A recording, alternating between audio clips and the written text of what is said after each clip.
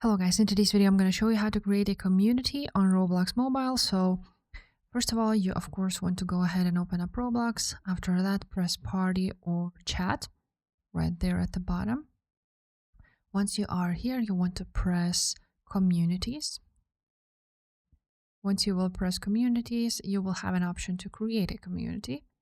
So press on that little button, and now you need to name your community.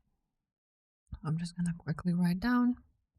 Then you're going to write down some kind of description here, and then you need to go ahead and add an emblem. So like select an image from your device.